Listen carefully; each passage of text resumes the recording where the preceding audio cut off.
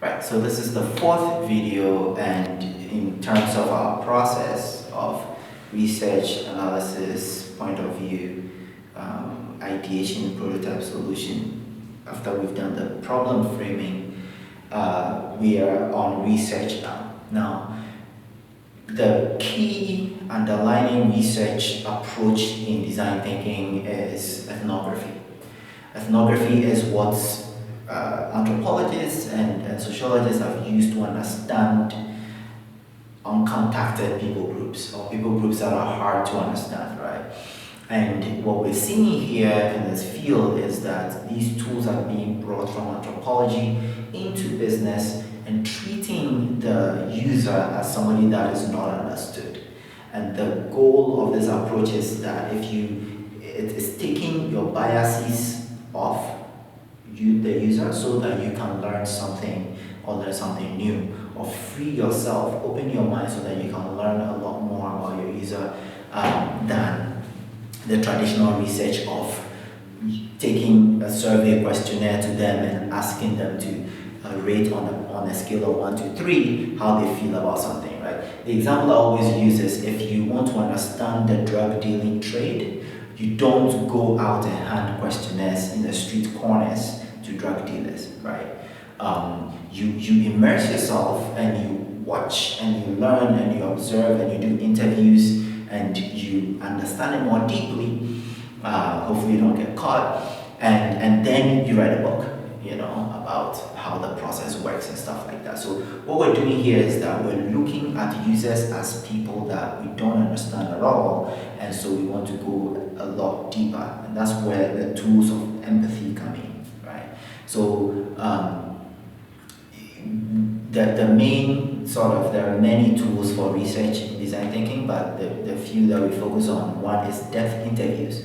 So depth interviews are when you are interviewing somebody for about an hour, right? So you're talking about how they study to pass exams, and it's an hour-long conversation. So that the idea is that you are able to dig into so many things, probe into so many things, that give you perspectives that you probably would not have had if the interview was not that long. So that's a depth interview.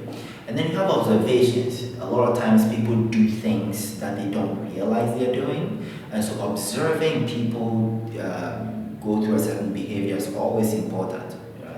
Of course, your research might not lend itself to observation, but if it does, definitely a great tool to use. You observe, you video if you can. If you can't, you write down notes rapidly on steps that people took as they went through a particular activity.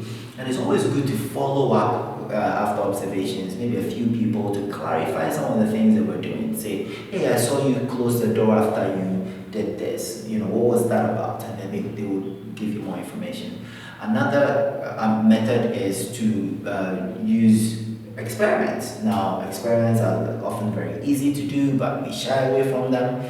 You put people in an experimental group, have another group that's a control group that doesn't have what we call the manipulation, if it's like a payment or you give them food or something like that. So, and then you compare the outcomes in the two groups. Sometimes if you want to wait to observe something, in reality it will take too long, but you can set it up in an experiment and learn about it in a very short period of time. And then we also have diaries. You can use diaries to understand what people are going through, especially if you can't interview them or you can't observe them, right? You give them a diary and you see every hour write down your craving, throughout the day. So 8 hours you're awake, you have 8 entries for cravings times the number of days that you have. You take this diary and it's a rich amount of data. You can even use very active people who tweet. You can use their Twitter feed or Facebook posts and stuff like that to get an understanding of how they're thinking about certain issues as it comes along. So that's the diary method. And of course you can use analogies, right? So car manufacturers use analogies a lot. If they say they want to build a car that looks like an eagle, everything about the car looks like an eagle, right? There's so many examples in history. The Eiffel Tower is supposed to have been modeled after the femur, the thigh bone.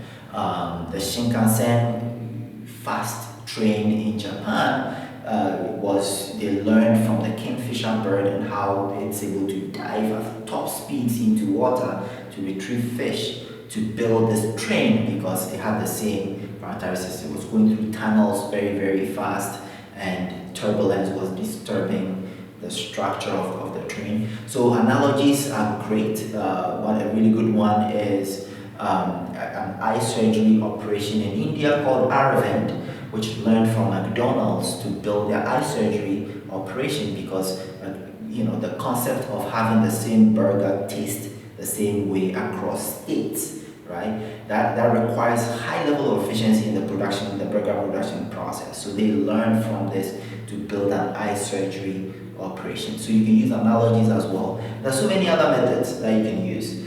So we're hoping that at this point, we're hoping that as the participants have identified their problem and have reframed it, they can use these tools to go out there and collect some data.